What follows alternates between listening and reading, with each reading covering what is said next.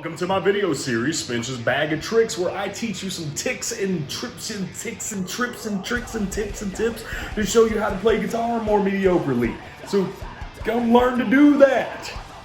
Here, right? What is up, y'all? Today we're going to be learning about octaves, how to find them, how to use them for some width, and a little bit of how I use them incorporated in LTS music. So, for this lesson, you're probably going to need an H string. Tuned to E, A, E, A, D, G, B, E from low to high. So that's like a standard 6 string with a dropped A7 and a dropped E for the 8th string. From there, a lot of our stuff has been pitch shifted down a whole step, so you have the whole exact same tuning, down 2 notes, so you have, or down 1 note, 2 values, so you have D, G, D, G, C, F, A, D. And so that's what this guitar is tuned to. And with that, you have some shapes.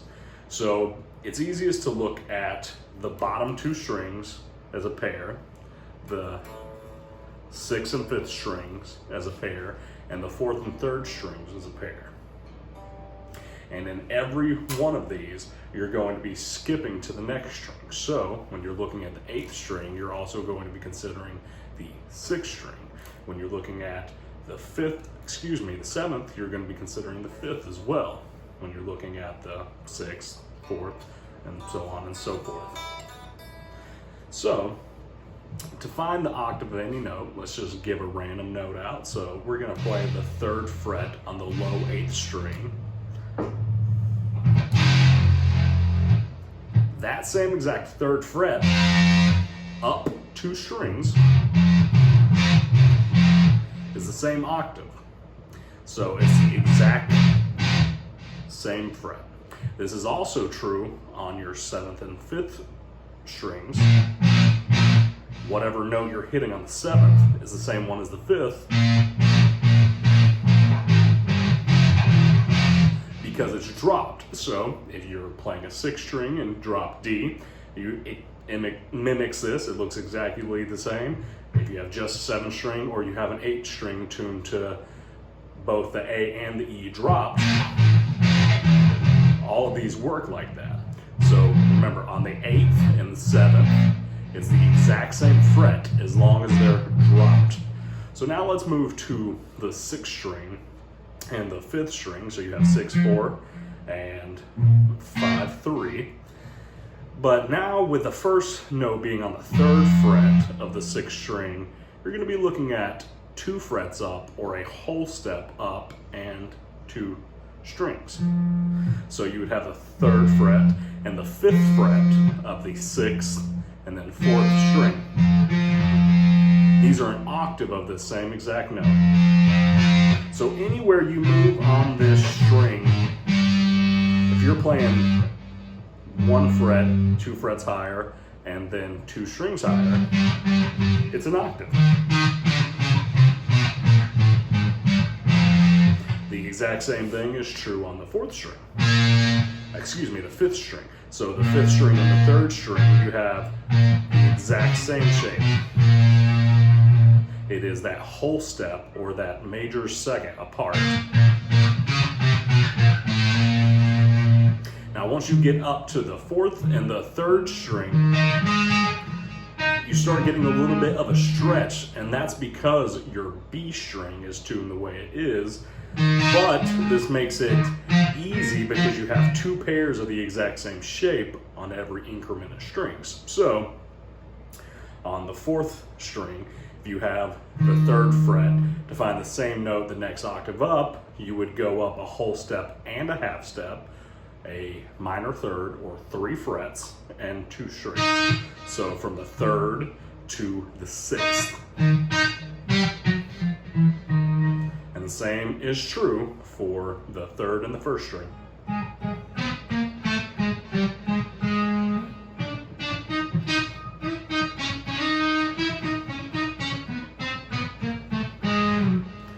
Now I'll show you how those look a little bit from the other side. So let's give this another look from a different angle. So if we're back to the 8th string, 3rd fret, it's the exact same fret on the 6th string. If you're on the 7th string, it's the exact same fret on the 5th string. And again, these are because these strings are drop tuned. Now on the 6th string, if you have the 3rd fret, on the 4th string, you are going to have the 5th fret. And the same is true for the 5th and the 3rd. 3, 5, 3, 5. And now for the 4th up to the 2nd string, you would have the 3rd fret and the 6th fret. And the same is true for the 3rd and the 1st string.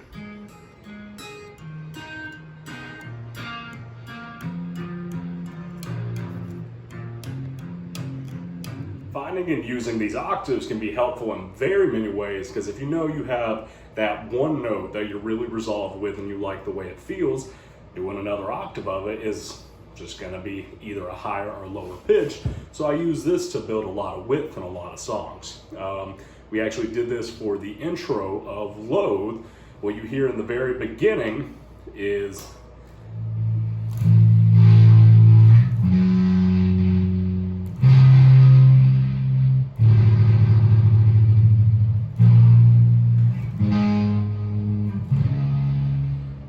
which is all just octaves. You know, I'm just sitting here playing some octaves.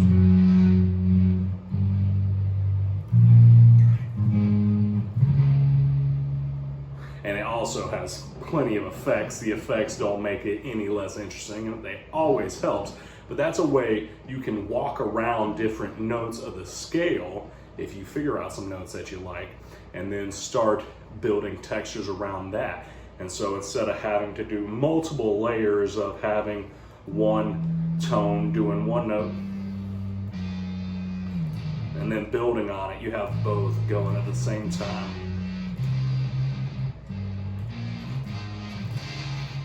And it builds a lot quicker. So another song that we use it in is the intro of Depression. So this one was a little bit different. So I was keeping these high octaves, but I was also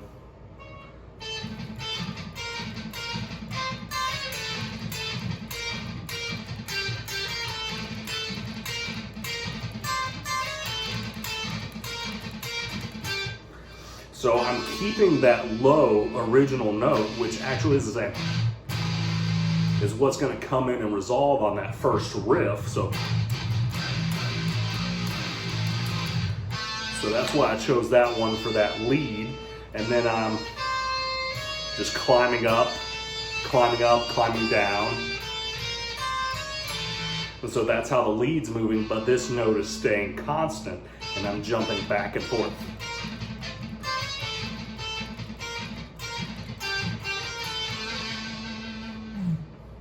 In our song DNR, there's actually 2 leads going down during the pre-breakdown. So there's one that goes and so it's just holding those big chords out. But while that's being held out, there's another guitar that's going and holding the octaves while bending one single note. So doing this allows you to have the width, and then you're bending the note.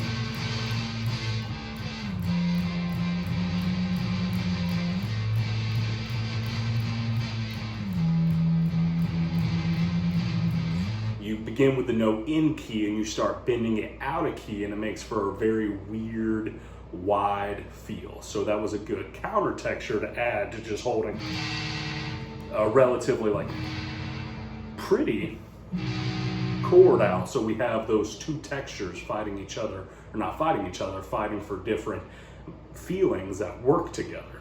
And we also use this in Weary. So, we use the octaves in Weary. So that lead.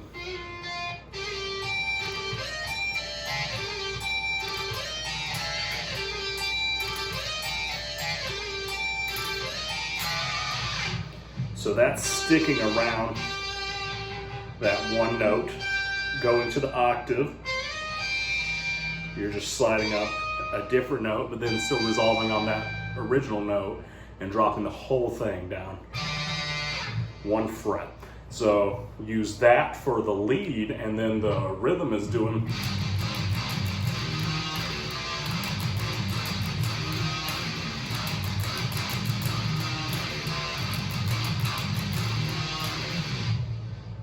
which is just playing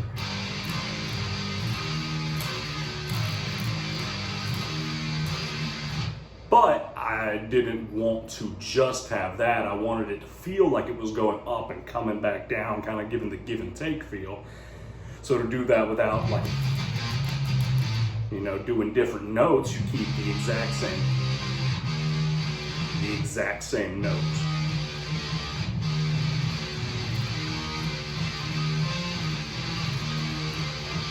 It's all about context and how you want to use it, but that's personally how I used it. And the last context where I would like to bring up that I've used it is for the intro to Fatal Attraction. So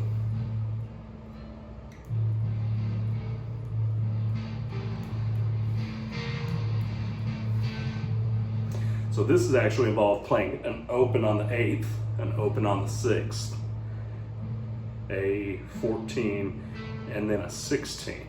So these two notes, octaves, this note, octave. So you're getting a big span of going from the low to the higher notes, and it builds just this wall and this array of sound. And that's personally one of my favorite ways to build textures, and that is a way that you can spinch up your play. So I hope this has been helpful. I hope you enjoy this shit. Remember to like, comment, subscribe, and check in for more. Rock on.